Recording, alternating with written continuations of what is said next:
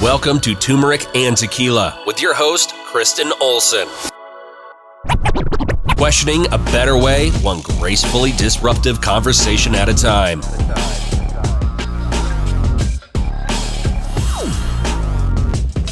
I've had a couple where I swore I've hit it, but I didn't. Now we're making sure. Hello, I'm so excited for this combo. Hi. Likewise. I've heard a lot about you and your show, and I think it's awesome. Well, thank you. Hopefully it's mostly like good things. Oh, yeah. Of course it's good things. I love it. Okay. And I want to make sure, how do I say your last name?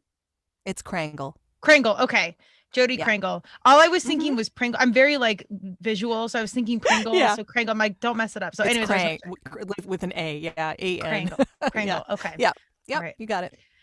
Welcome to Turmeric and Tequila. I'm excited today. This is PodMac's number 2 interview. Jodi and I think we've orbited around the same podcasting world, and we finally have crossed paths. So without further ado, Jodi Krangle, welcome to Turmeric and Tequila. I'm excited to talk about everything voice today. Thank you so much. I'm excited to be here. So Jodi is a professional voice actor since 2007, which is a very long time. She's worked with major brands. She's a fellow podcaster. She's a music human.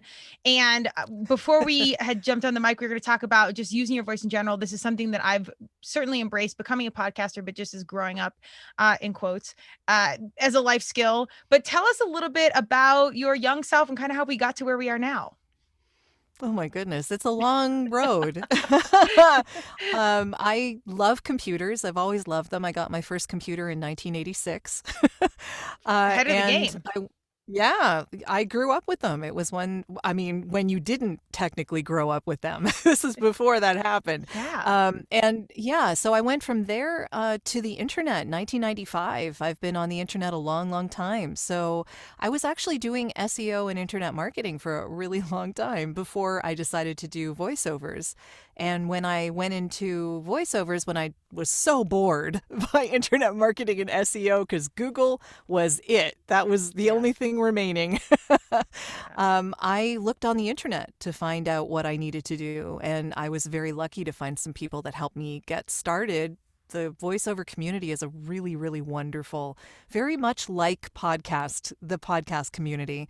They're wonderful people. And I was lucky to get mentored by a few people who were very kind with their time and expertise. And it progressed from there. But I grew up in a musical family. So the idea of using my voice for a living, it took a while for it to percolate and actually become a career, but it had never not been a part of my thought process. Put it that way. That makes sense. So, and you can sing, I presume? I can. Yeah. That's I know. You were just getting a shout out with the whole group, so I won't put you on the mic right now. But that's kind of crazy how it probably manifested in a different way. But as you said, it was a part of your life from day one, and then here comes the internet, all things audio, podcasting becomes a thing. Like the voice is everything now. It totally is. Yeah. And I think the recorded voice is how you understand how you really sound, because it's hard for you to understand how you sound to other people's ears unless you record. It's an interesting phenomenon. Yeah. I was going to say, no, go ahead. Go ahead. I'm just gonna, because for me, it's been a journey, like listening to my own voice. I'm like, do you get used to hearing your own voice? You do. And in voiceover, the thing is, it's not about what your voice sounds like. It's about what you do with it. So that's why people get coaching for this. You don't just start a career in voiceover and say, hey, I got a mic and a computer, I'm done. No, it doesn't work like that. Well, I think that actually could be an applicable quote for anything. It's not really how you sound, it's what you're doing with it. Like that's applicable to all the things. And so intentional, let's dig into the life piece a little bit, because using your voice, getting into it from a metaphorical standpoint, and knowing what you're saying, being intentional with your words. I mean, you were doing this early on. Did you have like a mental connection of, I'm using my voice like metaphorically and like literally I'm using my voice? Like when was the crossover point of like, oh, this is actually a really deep life skill? Well, I did the voiceovers for a while, but when I was first getting the inkling that this was a thing was in 1995 when I volunteered my time at the CNIB. So that's the Canadian National Institute for the Blind.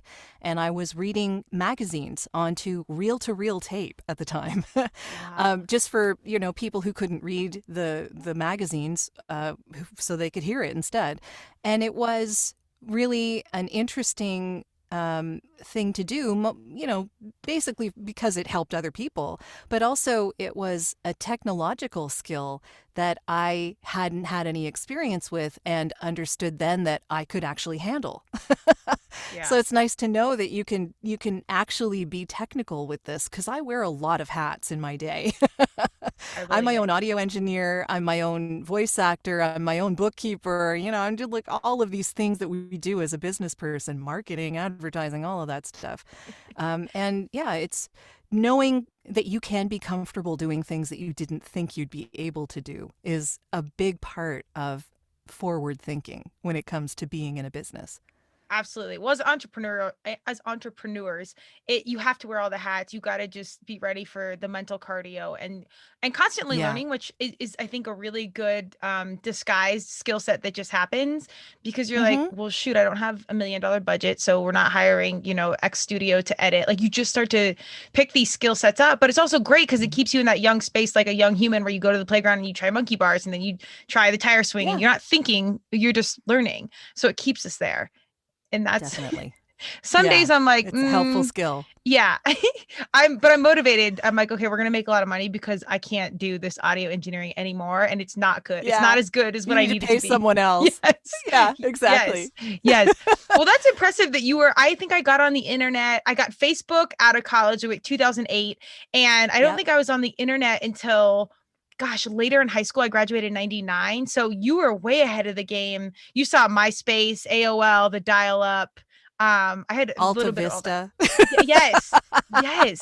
Was your family really good about buying computers or like how? Because like we had like five or six kids in elementary school that had computers, but it was kind of weird.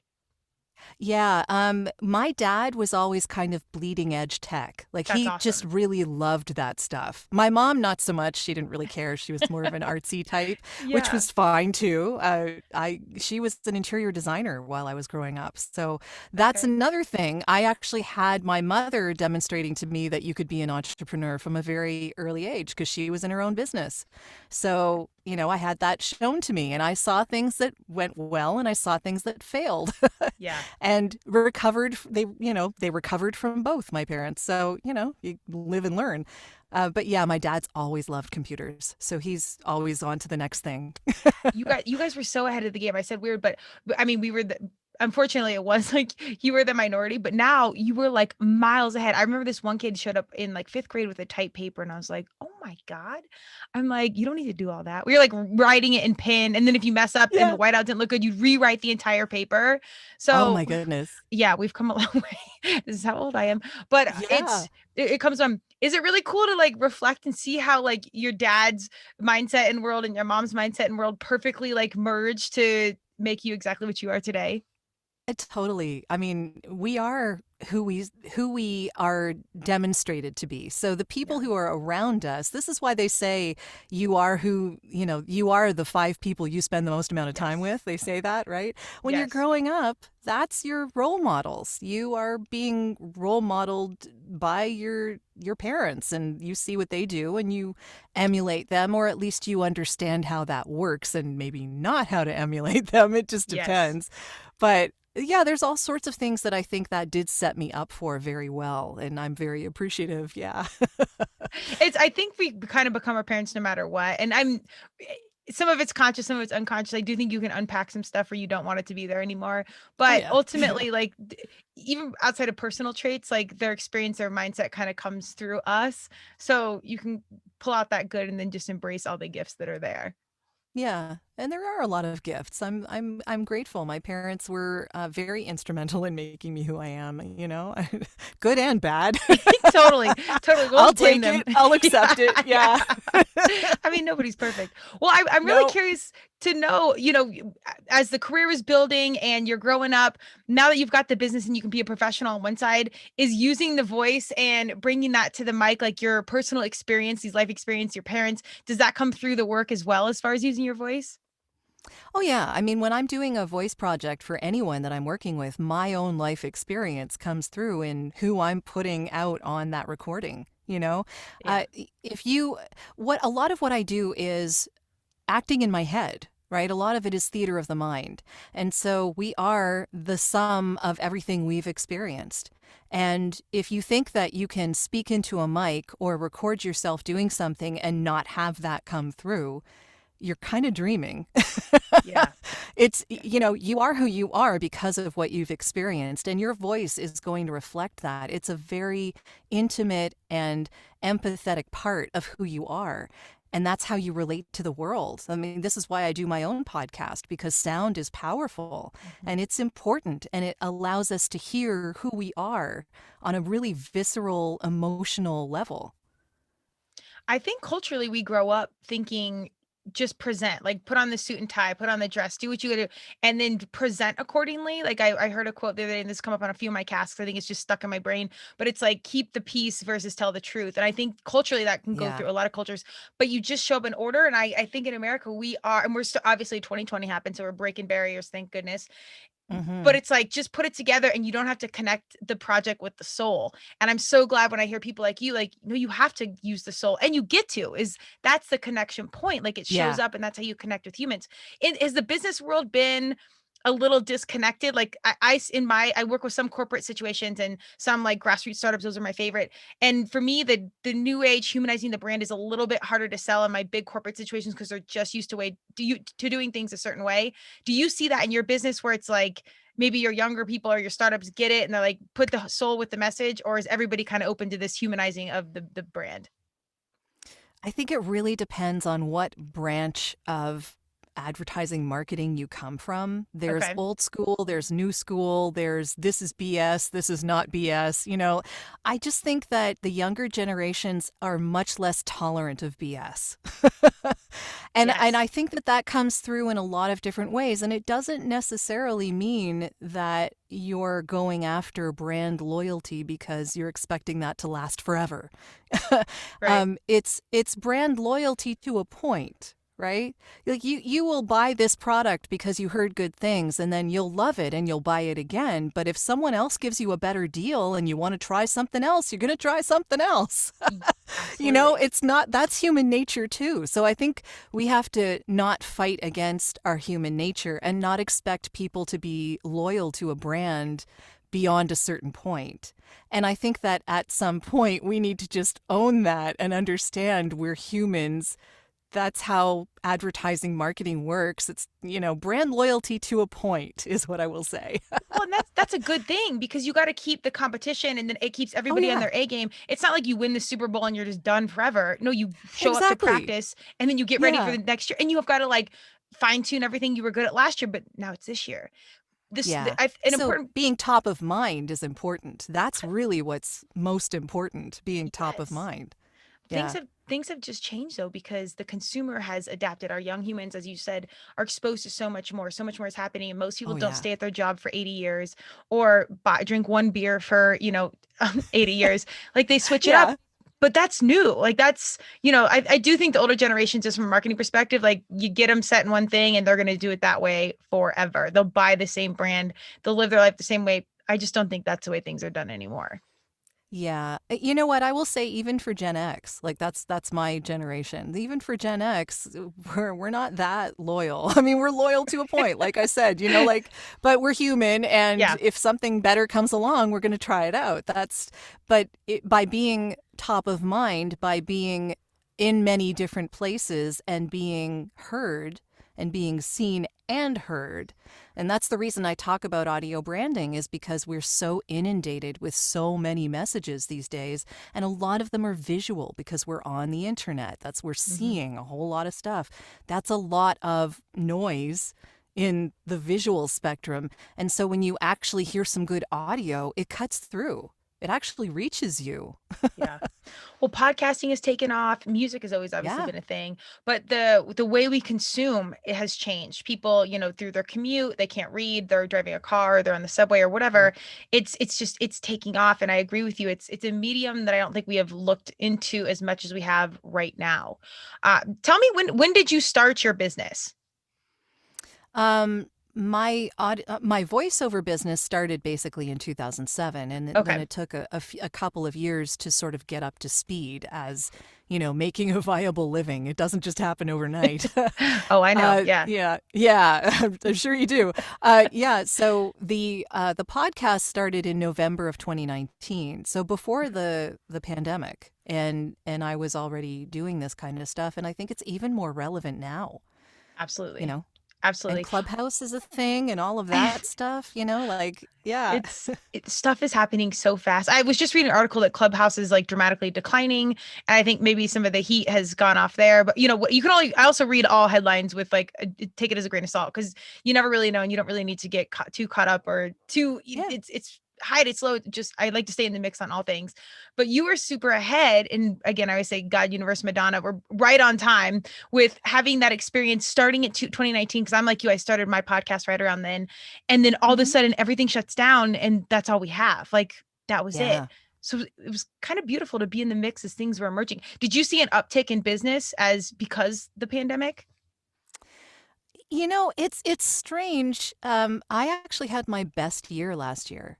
Okay. And I can't really put my finger on exactly what caused that. I keep a good eye on my bookkeeping and I know where things are coming from, but I think the industries switched and then there was just more work. Yeah. I used to do a lot of tourism and hospitality work and casino work, that kind of thing. And that all dropped off to virtually nothing. Automotive dropped off a lot too, because, a lot of people are going to a car dealership and doing test drives, right? So, there are certain things that dropped off, but then the insurance industry, the finance industry, the healthcare industry, oh my God, these things exploded. And really, it depended on what kind of voice you had. So my voice is the middle-aged, comforting, warm voice that's, not what you would call cool, but, you want to hear that when you want to talk about healthcare, right? Sure. So you get put into a certain niche and then, that's what you get hired to do. And there was a lot of that work last year. So yeah, I'll take what I can get. It worked out quite nicely in my favor. Well, I think there's a really powerful life message again here. I love how there's, it's about the work, but then the life skills and the life messaging is all there. I've read some of these roles. I'm by no means an actress or anything like that, but just paying attention to industry, just from being in the marketing world, you read how some of these roles are on paper, like older middle-aged woman or like simple blonde, like some roles that I would potentially qualify for. I was just reading it as just to get a laugh. And it's like, dang, you got to be able to read these descriptions and be like, I fit this. And it's acting, but it's also like a very humble point of like, I am this, and who cares? You get paid, you fill a role, and you're getting hired because that's likable. Like it sells, like it's a good thing. So you almost have to unpack these identity pieces and see it on paper. What I love about voice acting as opposed to acting on film or in the theater is that you're not judged on your looks. Yeah. It really doesn't matter what you look like. It only matters what you sound like. And that's much more of a freeing proposition from an acting point of view. I hear that. Because, so I think that's part of why the voice acting community is so close-knit, because it's not a matter of, it's not a matter of scarcity, because I'm not taking a job from someone else if I get the job and they don't. There's plenty of jobs to go around. They will get theirs, and I'm not going to qualify for the job that they got. We're all different. Our voices are so different. They are like individual snowflakes, like fingerprints. There is a very certain timbre and tone to each individual voice, and there's a place for all of it. So you don't need to come at it from a point of scarcity. It's all there. Everyone can share. I'm happy for my colleagues when they get a job that I auditioned for. It's, I'll get the next one, or whatever, right? Well, that's it's how all about what the podcasting is. writers. Yeah, exactly. It really is all about what people are hearing in their head, what they're imagining in their head, and how close you come to that. So, yeah. Well said. I think we need to operate that way in general, particularly with females, because like that cattiness, which I actually think is an old story that's starting to like die out, where it's women against women and we can't support each other, what have you. And I still see it. I've coached youth lacrosse forever, and it happens with our guys too. But knowing that there's billions of people always say, oh, you started a podcast, everyone has a podcast. And I'm like, well, maybe true. But in reality, there's billions of humans. So if there's a million podcasts, that's still, tons of people per podcast. Like there's no need to really operate, I think, in your mindset from anything from a point of scarcity. There's really enough to go around in general on all levels. It's very true. And as far as podcasting is concerned, I always look at it as if 50 people are listening to my podcast on a regular basis, I'm happy with that. Yeah. That's 50 people who are understanding what I'm talking about and getting my message, and it might help them. And that's fine. I don't care if it's 50 people or 5 million people. Yeah, it's point of impact. You never know that ripple effect of how it changes. And then that one person that heard your voice, maybe they go on to be Oprah or whatever. And it's always quality over quantity anyways. Wouldn't that be nice? I mean, you never know. We're putting that person messages. Goes on to be an Oprah. Yeah. Well, I guess if you can believe it or dream it, I'm in that space of like, it will start to happen.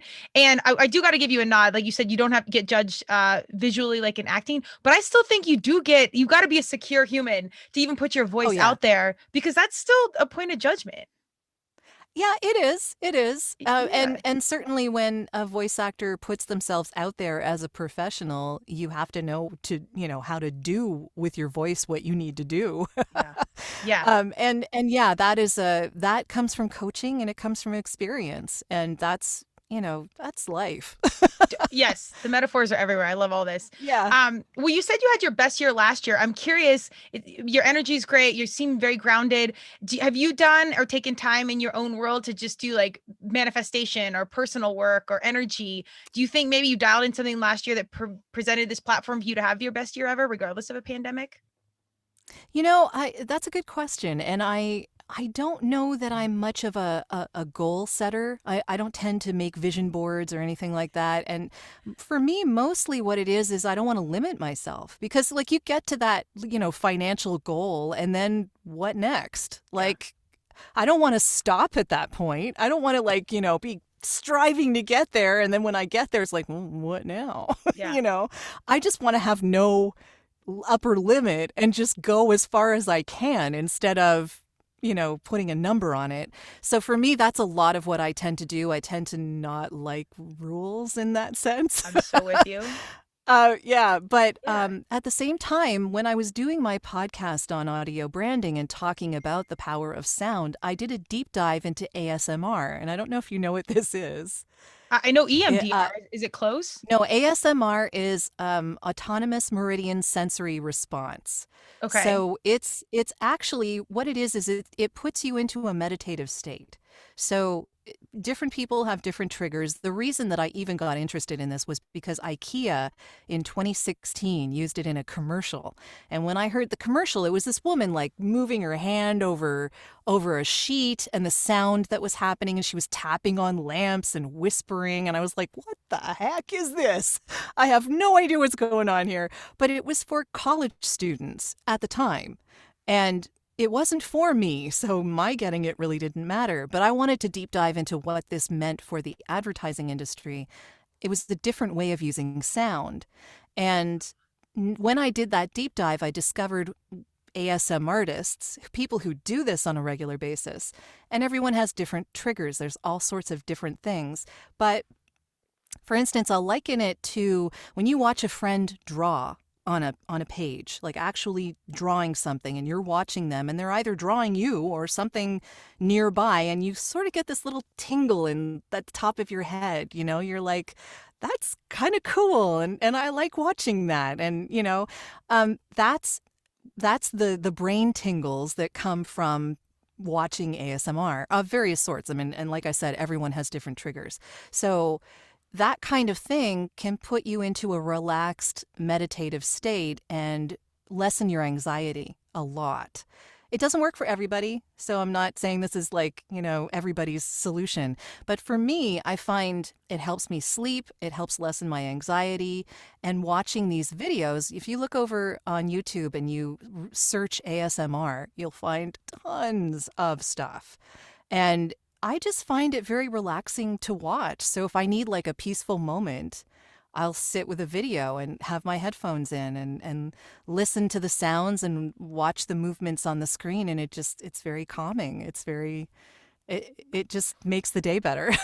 I love this. Well, that's really, it's always so funny when you can jump into a conversation. It's about audio marketing, branding, and then you get into this like whole deeper level. Like you're like, I didn't know this world existed. And this conversation around healing. the brain. Yeah. Healing through sound. In our culture, we don't talk about the brain enough. Things are happening, with football injuries and mental health. And fortunately, through my work, I've been exposed to EMDR or neuro performance type stuff, brain mapping, and just understanding some of these deeper conversations. Pretty surface level. I'm not on the level that you are exposure, but I just understanding our brains and how it works, and some of these little things that sound like I can relax, what have you. But that gets you away from potentially like alcohol or stress, or it's a healthy coping mechanism, and it's a simple solution. And it's super simple. Yeah. Yeah. And it's a deeper science that we just haven't been exposed to yet. But it's miraculous how some of these things, like you question a better way. It's what I say on Turmeric and Tequila. When you question it, you can find like these really deep solutions, but they're really simple, and it navigates and streamlines your process to a better state without all these other steps. Yeah. There is so much to it. Healing with sound is such a huge market, a huge study, actually. And I mean, we're talking about tone therapy, we're talking about binaural beats, we're talking about, I talked with a woman who is a shamanic sound healer from Australia on my podcast. That was really interesting. Wow. I've talked with a fellow who does tone therapy, and someone who did binaural beats. And I'm hoping to talk to I guess I think he's a college professor, actually. And he talks about how the sounds in a hospital are actually keeping us injured and killing us, because the sounds in a hospital are scary and annoying and keep us from sleeping. And they don't need to be that way. So there are so many applications that this has in the wider spectrum of our human experience. And I think it's all worth exploring. Oh, I completely agree. And even if you don't know the science, when you walk into a hospital and you hear like a buzzing sound, like you immediately go to like death or trauma, or I mean, just like without knowing the science, you get a weird feeling like I don't like hospitals or airports really. Just something about the busyness, and I'm kind of an energetic wild animal. And even for me, it's like a lot. So I couldn't imagine if that's not your space. Is there something around, I think it was Tom Cruise or somebody, but like maybe with Scientology, I might go off a cliff here, but where ideally having a water birth, or so the initial sounds in the sensories of the baby, like it impacts it throughout its life. Is there any conversation around that? Am I making things up right here? I haven't heard of it. That doesn't mean it's not taking place. I'm sure that it does. I mean, women play music to their baby when they're in the stomach, right? Like that's what happens. Like mothers know, right? Yeah. And I think it is important that the hearing is the first thing a baby has experience of. Like that's really one of the first senses you ever experience in your mother's womb. Yeah. So like it's, our ears are a miracle. I talked with an audiologist on my podcast as well just recently. Her name is Dr. Lilach Saperstein, and she had a lot to say about that. She actually works with kids specifically and with their parents, helping them understand how to support their kids who may have hearing disabilities. So it's quite something. If you go through the actual like diagram of what we need to have happen for our ears to work, it's amazing. Yeah. I don't know the science, and I think I was merging like probably something I heard off Entertainment Tonight and then some science documentary I was watching. But I do think when it's something around the child being born, your initial thing that you hear is impacting.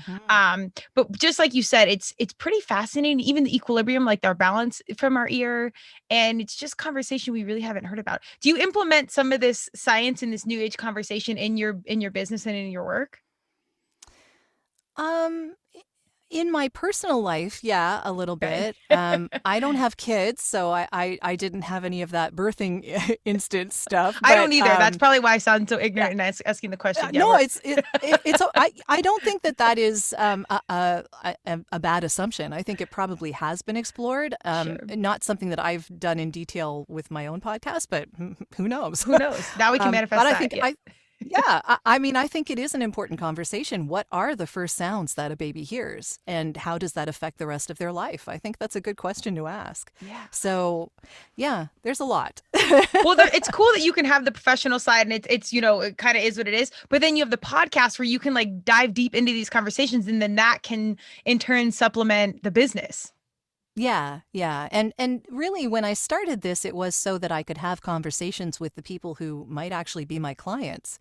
I wanted to talk with the creative directors and the ad people and the filmmakers and the content creators who used voiceovers on a fairly regular basis and ask them how sound impacted their life and find out more about them. So I was just fascinated by that. But as I went along, it just became this deeper dive into how sound influences not only what we buy, but our whole life. Yeah. Yeah. I mean, it really does. It influences everything. You can influence what you taste by what you hear. It's amazing how our senses work together. Well, again, the And brain. yeah. We don't talk about the brain, and it's just how it all works together. Is there one common denominator in all your interviews that you've pulled out where it's kind of like, oh, they had one experience, or is there one thing that like kind of bonds all these conversations with these marketing directors and whatnot? You know, I usually ask, I've kind of started asking this question a little more frequently. I ask people what their first experience with sound was and how it moved them. And that's a really interesting conversation to have to start off with because everyone has a different experience, but it really hits them hard. With all of them, it influenced their entire life and how they look at the world. So I think it's an important question because sound really does influence everything we do. Yes. Well, I have to ask them, what was your first experience with sound? Well, I think I've told this story before, but my parents didn't give us, my sister and I, my sister's 2.5 years younger than I am. My sister and I didn't have story time when we were growing up. We had sing-along time. So my parents, my mother is a singer and my dad played guitar and piano by ear.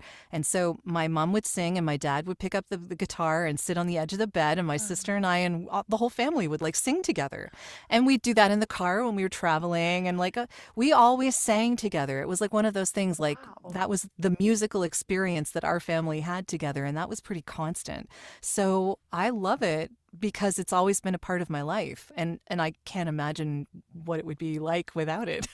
That's amazing. That's like a movie. All I'm thinking is like, thank God my parents didn't. We're like, let's sing because we're not singers. We're athletes. Thank goodness. I'm so glad we had story time because it would have been like, I think traumatic for our adulthood to be like, we grew up singing and then we'd sing and we'd be like that American Idol contestant. We're like, okay, go. Like you're part of the reel that makes fun of everyone. it's You know, bad. it's always just it's always just been a part of our life, and you know, every family has a different experience. But my sister's cool. also a singer, so she also got that part of it too. But my dad's father played piano by ear, and if you listen to the way that my grandfather played and my dad played, and then I played by ear for a while, different sensibilities because of different generations, different ways of playing the piano because you're hearing different music. It was a Sure. really fascinating study for me. That was like demonstrating the power of sound right there because what we're hearing is what we're reproducing. And so listening to the differences was eye-opening, you know? I thought it was really fantastic. That's I mean that's a whole podcast in itself, and I don't know if It that's like kinda is, yeah. generational narrative maybe of what you're experiencing. Yeah. But I'm curious, do you guys listen to different music? Like, are you like hip hop and they're classical, or is there different tastes? Well, my grandfather was listening to big band when he was growing up. So Sure. that's, big band jazz. Like, so that was kind of his sensibility. My dad was listening more to Joni Mitchell and Stevie Wonder and Billy Joel and that kind of stuff. And I loved that music growing up too. And myself, I don't know if you know who David Foster is, but he Absolutely. was so he did a lot of piano instrumentals, and he had that particular ring-like ding piano sound that he used to use all the time, and I was emulating him when I was growing up. So Interesting. that Okay. was kind of, yeah, like I was always kind of like an easy listening kind of kid, as opposed to, and then when I got older, it was like REM and U2 and all 90s. that kind of stuff, right? Yeah, Yes. so. Yeah, I just watched, well, not just, but like a few months ago, watched the documentary, David Foster's documentary. I can't remember what it's called. I'm a big documentary nerd, but fascinating how much he had his hand on things. And I'm with you that Yeah. the sound, like the soundtrack to our life, is so impactful. Like when you said what was your first sound, I'm jogging my memory. I'm like, oh God, I don't know that I know, but I know like my first tape because we're that old. And like Yeah. how I would listen to every single word in long Hmm. road trips and like how that was defining my reality. It's incredible. Do you feel I started my podcast because I come from marketing and branding, and I felt this heavy responsibility to start telling the truth. Not that as marketing and branding professionals, we lie about stuff, but you see how many smoke and mirrors are out there, and our young Oh, people are yeah. digesting these mediums earlier and earlier. Did you feel a sense of responsibility knowing how powerful audio is, to start telling the truth and get on the mic and kind of represent more of the conversation that people don't normally hear about? No pun intended. No, when I started out, no. When I started out, I just wanted to have a podcast and see how it went. Acceptable. That's fair. Because I think that's most I people. just I just wanted to start it and see what happened. But as I went along and I started getting out of just the advertising marketing end of things and into more of the, brain deep dive and how it affects our lives, I really got fascinated myself. I got drawn in. I was like, hey, I want to learn more about this. Let's have this person on. Yeah. Really, it's a journey for me as well. I don't consider myself an audio branding expert. I consider myself a facilitator and a guide. And I prefer leading people to the ideas that this presents as opposed to putting myself forward as some kind of expert in the field, because I interview people with audio branding companies who do this on a regular basis, and I want to give them the platform. It's not Yeah. for me, because people need to know about this. Yeah. Well, I think old school though, they'd be like, nah, they don't need to know. Just sell it to them. Just get it done. Like it doesn't matter. The new consumer now, kiddos can see it on YouTube. They can find out where you live, what you did, why you started your company, what your political views are. I mean, the transparency is on Hmm. another level. So I'd love to hear when it comes from heart space, not from like, oh, we better tell the truth because we're gonna get caught. But of Yeah. like, this is a really important conversation, and I think you all need to see what's really going on here and welcoming people to the table, because I think our kiddos really want to know. I think they care, and I think they want to Oh, yeah. understand these conversations.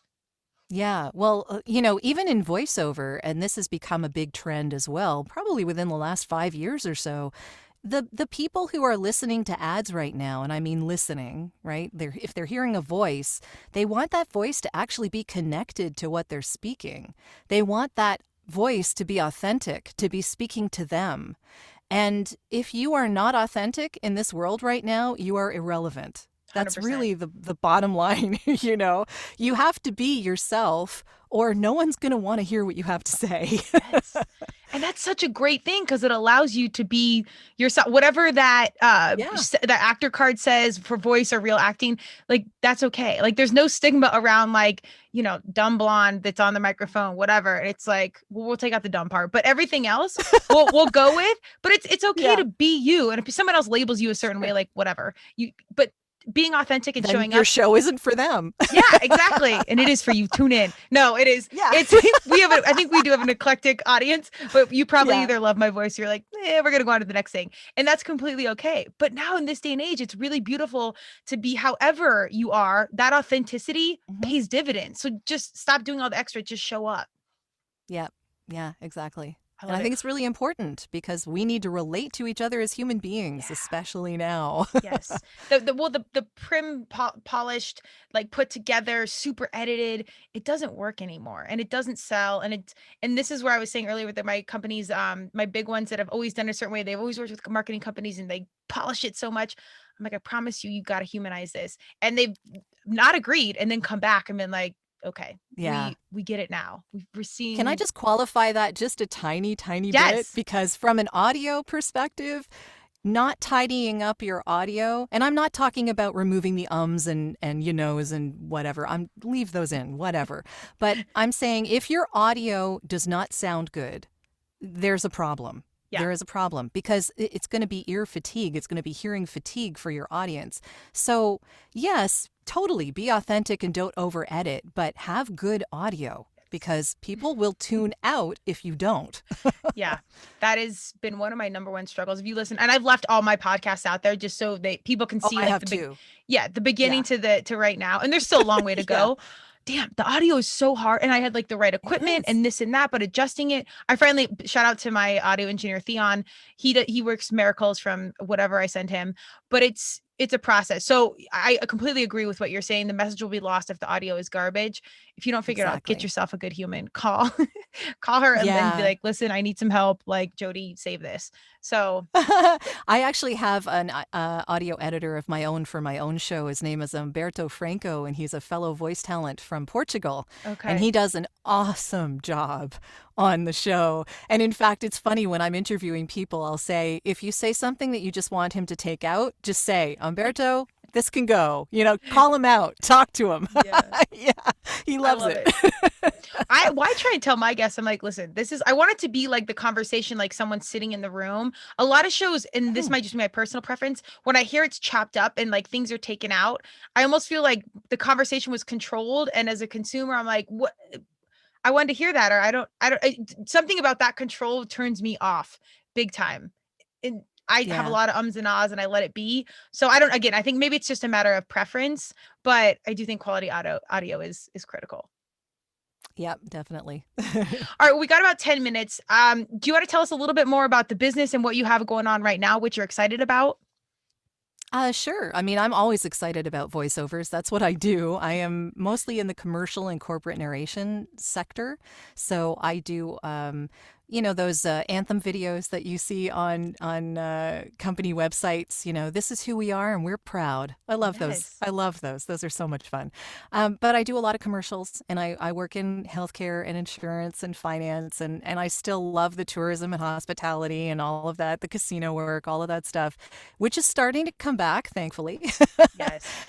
So that's really good. But that is what I do on an everyday basis, and that's where my passion lies. The podcast is it's kind of an outreach from that. So just to understand what the larger spectrum of what I was contributing to was all about. So audio branding is a whole bunch of different audio touch points for a business. And my voiceovers are just one small part of that. I wanted to learn more, which is why I started it in the first place. And it's become a little deeper than I thought it would, but I'm loving it. As it does. Well, this is kind of like a very niche community. I mean, I think once you dive into something, you see how big it is and how much it's probably in your world. We just don't know that it's there. If someone's listening to this and they kind of want to get in the game, what's a good step one? I mean, I know you kind of grew up in it, and it sounds like you were intentional, but like the world was kind of within your world anyways. If someone wanted to get in, how do they get into the audio branding or voiceover business? I would say that, it depends on where you are in social media. I mean, I'm seeing a lot of Facebook groups, but I know that not everyone is on Facebook at the moment, and that's okay. Follow people on Twitter. Go to LinkedIn as well. LinkedIn is a really good resource for that kind of thing, especially business-wise, because that's where business is done, right? It's less, it is a social network, but it's assumed that it's a business social network. Yeah. So that's a great place to check. There are groups there. I don't know how, often they're used. But yeah, reach out to people who you think could give you some instruction. I would say for voiceover, go to a website called voiceoverextra.com. It's voiceoverxtra.com. And that will give you sort of an overview of the whole voiceover industry and what it involves and the various hats you'll have to wear. And yeah, that's really, as far as the audio branding area is concerned, I would look specifically for episodes of mine that have been with audio branding companies. And there have been quite a few of them. I know audio branding companies from the States, from Canada, from India, from Europe, all over. It's, yeah, Germany especially. That's where the International Sound Awards started and the Audio Branding Academy began. So there's like a lot going on in the industry. And yeah, just search on the internet. I was gonna say there's a whole world out there. I didn't know I could just pull back the curtain and there's like a million resources. Well, and I want to put, now that 2020's happened and lifestyle, like I think a lot more people want to work from home. This is a job or passion, I should say, you can do from anywhere. Is that correct? Oh yeah. Yeah. You just need to make sure that you have a treated space if you're doing voiceovers, especially. But I think it helps for podcasting too. Yeah. I'm in my home studio, and that's another thing. We've tried to learn like the sound panels, and then like this. I mean, there's so much to know. So there is. Lean into your for a voice actor too. There's a lot to learn. Yes. Man, I think all things are on time, but I'm late to the game to be learning some of this stuff. So I hope this conversation can hit the right humans that are interested, podcasting or voiceovers or whatever, or just using your voice. It can hit the right people because it's really an important conversation. Everything around the brain and the way the voice path has interjected into like humanizing the brand, using your voice, and now your professional situation. It's kind of cool how it's all gone together. Yeah. It's certainly a fun way to make a living. Yeah. Well, and working from anywhere, I think, is so huge. Is there anything coming up or anything you want to share with the audience that we need to look out for? I would say that follow the podcast and you'll see what I'm up to pretty much. If it's okay to mention the website, I can do that. Yeah, that was my next question. Where do we find you? Okay. The voiceovers are at voiceoversandvocals.com. So that's where you'll find the voiceover stuff. And my podcast is off of that. But if you want to get directly to it, it's audiobrandingpodcast.com. And that'll get you to everything you need. I love that. It's so important. Obviously, the passion, the skill set, and your perspective you're bringing to the mic to share with young people, old people, whatever age, of questioning a better way, seeing the depths of audio and how it impacts our personal lives, and then the marketing and branding with the bigger companies and how that impacts humanity. So these are some powerful roles. I'm glad that we have good humans like you kind of shape-shifting what's going on in our world around us. Well, thanks. Yeah. I mean, I really think it's important for companies to be aware of how the sound that they put at, along with the logo they're using. Yeah. What's the sound they're using for their company? Because that's what's really going to hit people emotionally. Sound is how we make emotional context. Mm-hmm. It's how we get our emotional context. And you can't really reach someone on a deep, visceral, heart-based way unless you're using sound, as well as other stuff, but sound is really important to that. I like how you put in those like really digestible tips in one of your materials about, the music that you have in a retail space can influence buying. And on one side, as a retailer, you want to know so you have the right music. And on the flip side, as a consumer, you want to be like, am I getting manipulated into buying something I don't really want? Like there's two sides to it. So I think that you got to go check out all of Jodi's information, because there's a wealth of knowledge on there, regardless if you're a consumer or retailer, or you have mission to be in voiceovers or not. There's a wealth of information just as a human that it's really good life pro tips. Thanks. Is there one big one you want to share with the audience before we go? Like a life tip or an interesting fact about sound or what? Life tip. I know I just threw you like a huge ball there. You could go with life pro tip, or just one of the tips even that were on the sheet that people don't know about sound or wouldn't otherwise know without you telling them. Well, I mean, my interview with Steve Keller is one of the ones that I call back to a lot, because Steve is the sonic strategy director for SiriusXM and Pandora and all of those people. Stitcher, I think, as well. They have a Studio Resonate is their ad agency, I believe. And they're doing a lot of innovative stuff with sound. But he's done some studies in science, like in concert with, scientific people who actually have the degrees and all of that stuff. And they've really been looking into how sound affects us in healthcare, but also how our other senses are affected by sound. So as I mentioned really briefly before, you can actually influence what you taste by what you hear, because all of this is tied in together. So if you, for instance, have someone who is a diabetic who can't have sweet, you, depending on what they hear, like a song or a sound or something like that, they could experience sweet with something that wouldn't necessarily always be that sweet.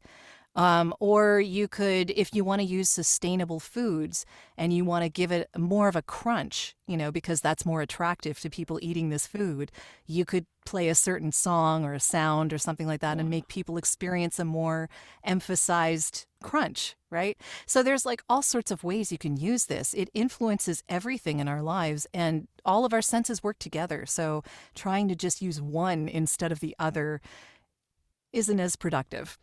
Yeah. Wow. There's man, we'll have to reconnect. 'Cause I think that's like a whole conversation in itself. And like there's a lot. Yeah. I mean, the depth of knowledge and the impact that you got to be aware of it's in depth. If you listen to no other episode of my entire podcast, I really recommend those two, the two-parter with Steve. That's one of the best ones still, and that's like 19. I'm up to 82 now, I think. Oh, but okay. Yeah. Wow, that's amazing. I mean, you got some really big guests early on. That's amazing. I was lucky. I'm a Pandora voice talent, so I actually do work with them. So I knew a couple of the people there, and one person who heard that I was doing this podcast reached out to me and said, "Would you like to talk to Steve?" And I was like, "Yes, thank you." That's huge. By all means. Yeah, it was pretty huge.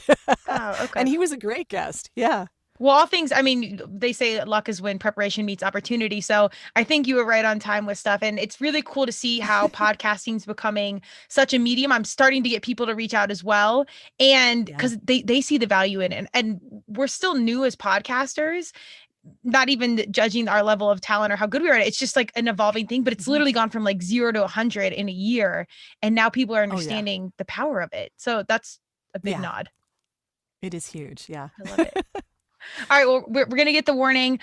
Check out what Jodi has going on. I love hearing this power in audio. And then we have really great, responsible humans on the mic understanding the power of what's going on before all of us civilians really can learn to understand. My last thing, we literally have 1 minute. I forgot to do this on my last cast, but I ask everybody what's their chill and what's their thrill, like their turmeric and their tequila.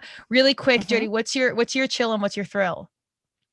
My chill is just silence. I like sitting in peace and quiet, and that's good for me. Yeah, that's being still. That's good for everybody, but hats off for you mastering that. Yes.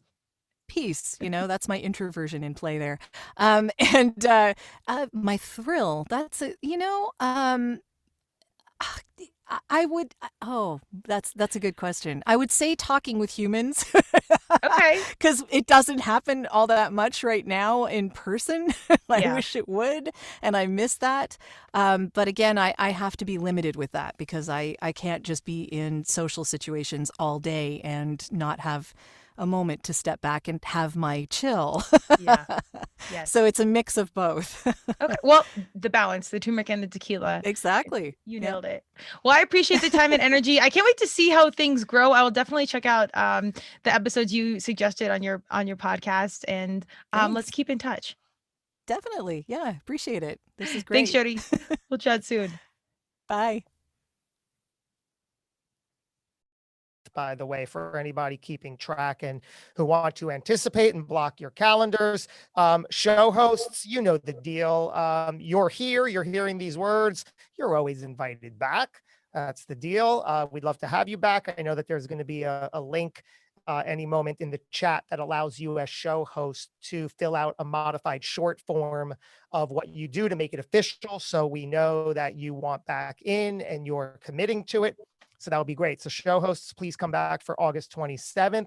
And then guests, if you want to do this again in the coming week, please look out for a note on how you can get very special offer to return because you've been here today. So August 27th, if you want to mark your calendar now. So like many in the room have amazingly said, thank you for always making sure that this is available and you're ready, willing, and able to do it again. Because we're only just beginning, right? Yeah. Yeah. So thank you, sir. Nicholas, you've been a good light today. Everything so far so good. Who'd you just experience? I totally just spaced. Sorry. Okay. I was I forget where I was. Okay. I was with Kristen. Yes, I was with Kristen. But yeah, we were another good talk. We were going really deep. This one, it's crazy how every single time you talk to somebody else, and the same thing is everybody's story is different. And when you talk to different people, they all have that different journey. And so, we hit we actually hit some deep stuff about, the all aspect of, just being together and life. So, yeah. I'm so glad you experienced that. So, at the top of the hour, which is just in about 5 minutes, we're going to be welcoming our first keynote of the day. And I got to tell you, Eric, if and when I'm speaking on stage and they said, Josh, what music do you want to enter to? It could not be this song. However, this song is so appropriate for the one we're going to welcome right now. But to speak to us officially at the start in about 5 minutes, it is our man, Zach Knight. What is doing, kind sir? Everybody. How you feeling? This music, man, it's my hype song. I'm trying not to laugh and dance too much. Celicia's already got us going, but I don't have the quaff that she does. So, I'm going to let her keep rocking it. That's amazing. I want to give Amber the mic for a minute just to speak to you as a character witness, really, because I know you guys are close, you're tight. Amber, what do we need to know about Zach Knight, who, by the way, if I was designing a video game, especially in the would the character not be called Zach Knight? Yeah. I mean, is that not a video game character name? It's just so perfect. Anything she says, I really paid her to say, just so y'all know. So Amber, you and Zach are close. What do we need to know about Zach? I feel like somebody was close to losing a bet on how long it was going to take Amber to cry. And so you were like, let's have her introduce Zach, because then, I'll win. So I was talking to somebody last night. We were out walking and we were talking about community. And I told them that there are some people that you meet through interactions in networking organizations that you never expected to meet, that you build these lifelong friendships with. And then there are some people that you can't imagine your life without. And Zach is somebody that I can't imagine what my life would be like without. He is truly an amazing individual who cares so much about other people and me as a person, professionally, as a coach, as a podcaster. I have grown so much because of having him in my life. So the fact that he's here to talk to everybody today, I cannot tell you how, number one, proud I am of him. And number two, how freaking excited I am for you to experience the Zach that I know.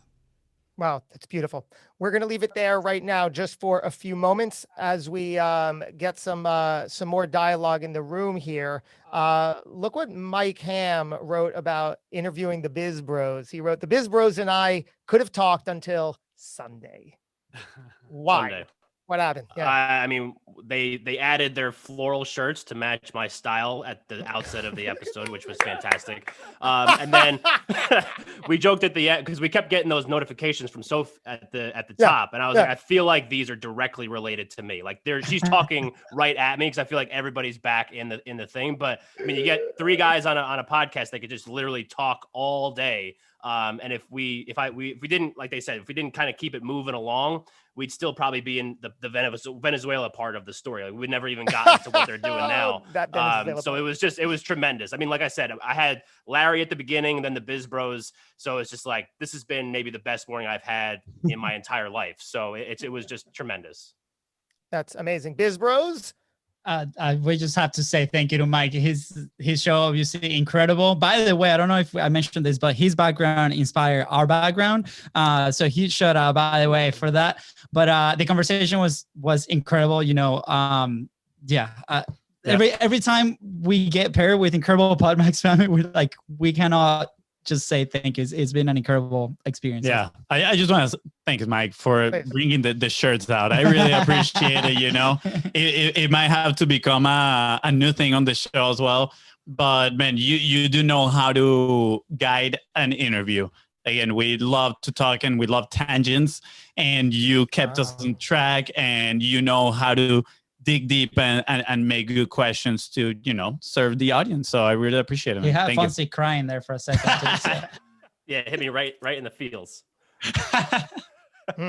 What, guys, what do you say technically, or, something that we could take away? What did he do so well as a host from your point of view that we can learn? First, he had his research on point. He was able to listen to a few episodes where we dig deep in our story, like as guests. So he knew how to frame the question and then dig into what's next, to the real why, right? Because, as guests, sometimes we have that, answer that we normally give us, many, many times, but then there's a second question following that. And then that's where the real digging goes, right? So I think that was great because he was able to relate things that we've done in the past as far as like episodes or stories that we've told, and then give context before the question even happens. So that facilitates the job of the guest so much. Yeah, he had an objective. Like, he clearly knew where he wanted to take that conversation. And you can tell he kind of like engineered the whole conversation to get you to that point, which was amazing. Thanks, guys. That was really nice. I appreciate that. Awesome. All right. We're going to segue right into the top of this 12 o'clock Eastern hour.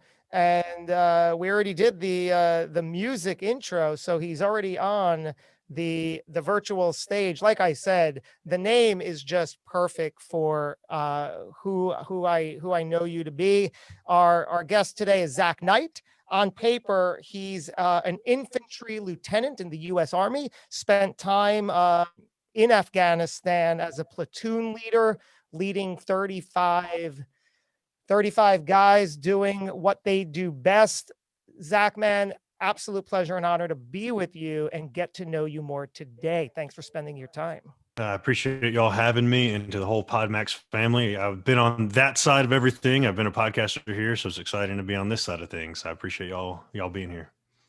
Excellent. I want to talk about something that we hit upon in one of our earlier discussions with, so you're deep in the military, but you were talking on the word empathy before, and I would love to hear from your point of view, what role does that play as a human being, on the field, at home?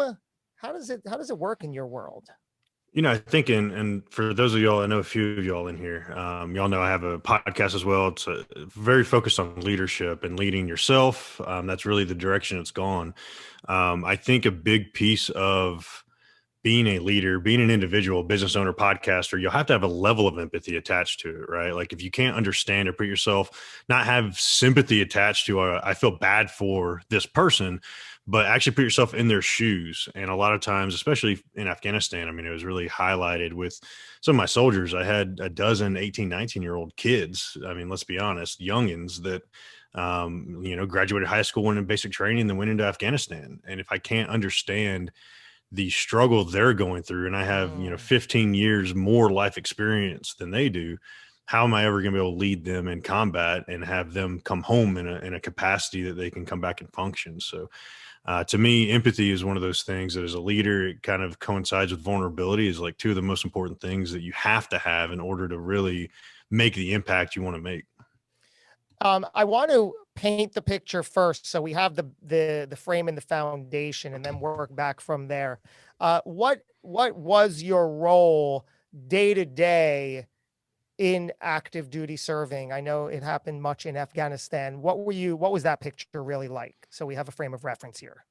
I'm a lieutenant currently. I'm being discharged medically. I did have an injury in Afghanistan that I don't know if we want to talk about too hard, but some nerve damage that I came back with in my arm. So I'm getting a discharge there. But the tenure I've had has been as an officer on the officer side. For those of y'all familiar, as a lieutenant, as a platoon leader, which has had anywhere from 30 to 40 guys, usually it's about 35 guys under my direct command. When we went to Afghanistan, I was an infantry leader attached to a Green Beret team, special forces team. So there's about 10 or 12 of them. They do a lot of the higher level planning with NATO, with operations. I was the infantry representative attached to those 10 as a, hey, here's what my guys are capable of doing. Here's what we can do. Planned alongside them, and then ran operations every 4 days for about 9 months in Afghanistan. And how long were you there in total?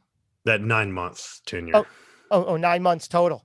Yeah, and the rest of the time, I mean, the Army, what they don't tell you is most of the time you're sitting behind a desk doing paperwork on my end of things. So the other few years I've been in the military, it's been very related to that. Either I'm in training in Afghanistan or doing a lot of boring paperwork.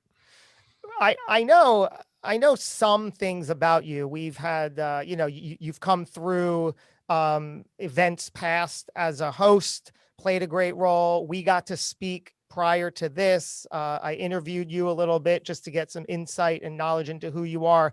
So I know that you are today very in touch with your feelings and emotions. How does that translate when you're in the heart of it in Afghanistan or an environment like that? Do you have to balance it? Do you have to be aware of it? Does it get in the way? What's the deal with it? You know, it's interesting. I never really correlated it until I was there. I joined the military literally to lead troops in combat as a test of leadership. I was fascinated by leadership. I'd already been a police officer, a SWAT officer here in Atlanta for several years. So I already had a different mindset before I ever joined the military. And to me, the leadership aspect was like, what's the next great test I can go through? And going into Afghanistan, I mean, it just outlines, if you can say 2 words under fire, literally bullets flying around you and people react, the influence attached to being a leader to that capacity is just incredible. And it wasn't until we ran an operation that we actually lost several guys. We got ambushed and ended up losing a few guys.